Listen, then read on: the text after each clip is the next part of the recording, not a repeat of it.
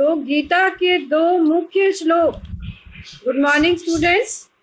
आज हम लोग को नैतिक शिक्षा का क्लास है। Good morning. अभी 3 मिनट बचे हैं आफ्टरनून होने में। तो आज हम लोग पाठ 4 पढ़ेंगे, नैतिक शिक्षा, जिसमें गीता के 2 श्लोक हैं। गीता एक उपदेश के रूप में है। महाभारत के युद्ध में कुरुक्षेत्र में जब युद्ध करने से पीछे हटने लगे अर्जुन, तो उनके सारथी श्री कृष्ण ने गीता का उपदेश दिया और उन्हें अब कर्म करने के लिए प्रेरित किया, जो उन्हें यह समझाया कि तुम कर्ता हो, तुम सिर्फ कार्य करने के लिए हो, फल की चिंता तुम्हें नहीं करनी है, तुम सिर्फ कर्म करो। और बहुत विस्तार से उन्होंने उन्हें दर्शन समझाया, सांख्य योग गुण के बारे में बताया, रजोगुण, तम गुण, सत्व गुण के बारे में बताया। महाभारत के युद्ध में अर्जुन को श्री कृष्ण ने गीता का उपदेश दिया। तो हम आज इसी पाठ को पढ़ेंगे। महाभारत के युद्ध, गीता के 2 श्लोक। महाभारत के युद्ध में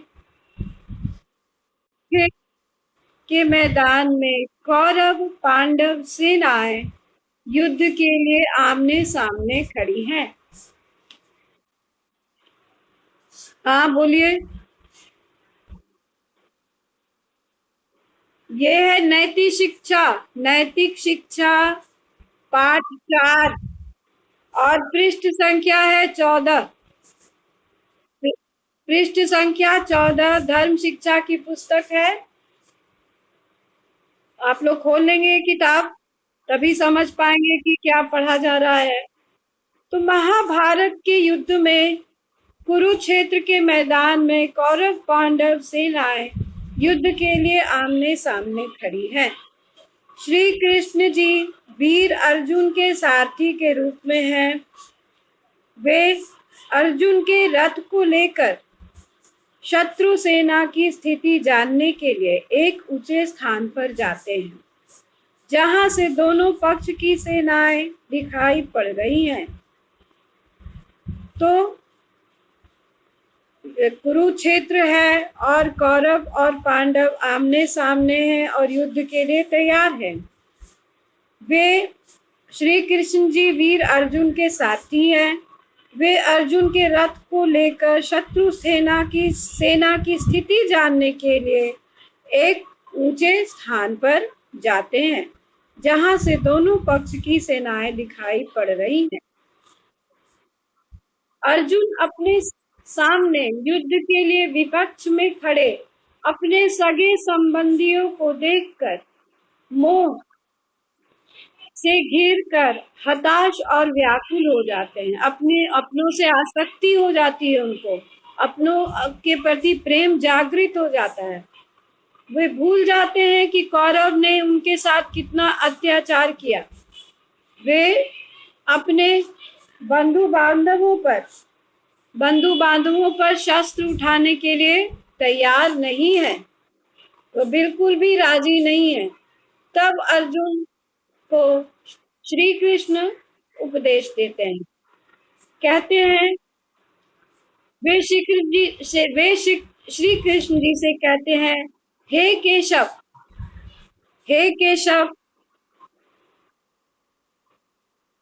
मैं सब कुछ छोड़कर जंगल चला जाऊंगा, संन्यास ले लूंगा, सभी दुख झेल लूंगा, किंतु अपने सगे संबंधियों के खून से हाथ रंग कर राज सुख नहीं भोग सकता। मैं यह युद्ध कदापि नहीं कर सकता। श्री कृष्ण जी अर्जुन को मोह में फंसा देखकर उसे कर्म का महत्व बताते हुए गीता का उपदेश देते हुए कहते हैं कि हे अर्जुन कर्मण्येवाधिकारस्ते मा फलेषु कदाचन मा कर्म फल हेतु भूर्माते संगोऽस्त्व कर्मणि। तो कर्मण्येव अर्थात कर्म में ही ते आपका अधिकार नहीं, सिर्फ कर्म में ही आपका अधिकार नहीं, फल में कभी भी तुम्हारी प्रीति, कर्म के फल की प्राप्ति में। तो ये शब्दार्थ है कर्मण्येव कर्म में ही, ते आपका अधिकार माँ नहीं, फलेषु फल में, कदाचन कभी भी, ते संगोस्त्व तुम्हारी प्रीति, कर्म फल हेतु भूमा कर्म के फल की प्राप्ति में। तो इसका अर्थ हम देखते हैं कि हे अर्जुन, मानव का अधिकार केवल कर्म करने है, फल प्राप्ति में कभी भी नहीं है।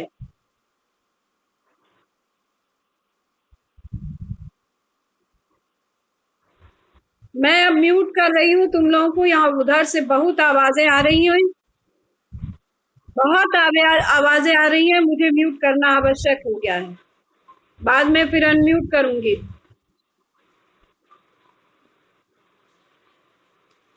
तो कर्मण्येवाधिकारस्ते पेज नंबर 14 है। कर्मण्येवाधिकारस्ते मा फलेषु कदाचन मा कर्म फल हेतु भूर्माते संगोस्त्व कर्मणि। तो इसका अर्थ है, हे अर्जुन, मानव का अधिकार केवल कर्म में है, फल प्राप्ति में कभी भी नहीं है, फल की प्राप्ति में कभी भी नहीं है।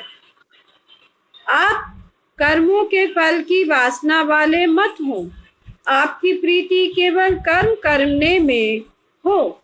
युद्ध के मैदान में एक क्षत्रिय केवल यही धर्म व कर्म है कि वह शत्रु का अधिक से अधिक विनाश करे, इसलिए मोह त्याग कर युद्ध करो। तो हम तो उनका वो कहना था कि कर्म करते चलो और तुम्हारी चिंता फल में नहीं होनी चाहिए, बल्कि फल की चिंता को छोड़ करके फल की चिंता छोड़ करके तुम कर्म में ही लिप्त रहो। तुम्हारी आसक्ति फल में नहीं होनी चाहिए, तुम्हारी आसक्ति फल में नहीं होनी चाहिए। अब ये एक भगवत गीता मेरे पास अभी है, भगवत गीता, इसमें यह श्लोक कहाँ का है? यह श्लोक अध्याय 2 का है और यह अध्याय 2 का है और यह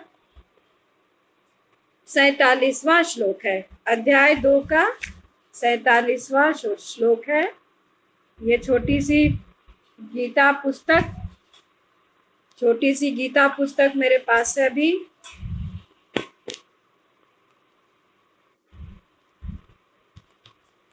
ये देखो, श्री भगवत गीता, प्रायः सबके घर में होगी यह किताब। श्री हरि श्री भगवत गीता, गीता प्रेस की पुस्तक है। और यहाँ पर देखो, कर्मण्येवाधिकारस्ते मा फलेषु कदाचन मा कर्म फल हेतुर्भूर्माते संगोस्त्व कर्मणि, तेरा कर्म करने में ही अधिकार है, उसके फल में कभी नहीं। इसलिए तू कर्मों के फल का हेतु मत हो तथा तेरी कर्म न करने में भी आसक्ति न हो। तुम्हारी आसक्ति कर्म करने में न करने में आसक्ति न हो, अर्थात तुम कर्म करने में भी पीछे मत हटो। तुम कर्म करते रहो, तुम फल की भी चिंता न करो और कर्म करने में से पीछे मत हटो। उसकी आसक्ति अनासक्ति रहे, कर्म करने में अनासक्ति न हो, अर्थात तुम हमेशा कर्म करने के लिए उद्यत रहो, तैयार रहो। अब देखो दूसरा श्लोक है। श्री कृष्ण ने कहा, यह भी दूसरे अध्याय का ही श्लोक है। श्री कृष्ण जी अर्जुन को मोह दूर करने के लिए उन्हें आत्मा के शाश्वत, मतलब आत्मा इटर्नल है, वो कभी समाप्त नहीं होता है, उसके बारे में भी बताते हैं और शरीर के नश्वर होने के बारे में बताते हैं। वे कहते हैं, वासांसि जीर्णानि यथा विहाय नवानि गृह्णाति नरो अपराणि तथा शरीरानि विहाय जीर्णानि अन्यानि संयाति नवानि देहि। जीर्णानि अन्यानि संयाति नवानि देहि। तो श्री कृष्ण जी कहते हैं कि हे अर्जुन, जिस प्रकार कोई व्यक्ति अपने फटे पुराने वस्त्रों को उतार कर नए वस्त्र को धारण कर लेता है, ठीक उसी प्रकार यह आत्मा शाश्वत है। वह पुराने शरीर को छोड़कर नया शरीर धारण कर लेती है। आत्मा का शरीर से मिलना जन्म और पृथक होना मृत्यु है। अतः आपका मोह करना उचित नहीं है। आप अपने क्षत्रिय धर्म का पालन करें, अपने शत्रु का अधिक से अधिक विनाश करें। यही क्षत्रिय का युद्ध के मैदान में धर्म व कर्म है। तो इसका भी श्लोक है यहाँ दूसरे अध्याय का, ये दूसरे अध्याय का शायद 22वां श्लोक है। हाँ, 22वां श्लोक है ये दूसरे अध्याय का। वासांसि जीर्णानि यथा विहाय नवानि गृह्णाति नरो अपराणि तथा शरीरानि विहाय जीर्णानि अन्यानि संयाति नवानि देहि। जैसे मनुष्य पुराने वस्त्रों को त्याग कर दूसरे नए वस्त्रों को ग्रहण करता है, वैसे ही जीवात्मा पुराने शरीरों को त्याग कर दूसरे नए शरीरों को प्राप्त करती है।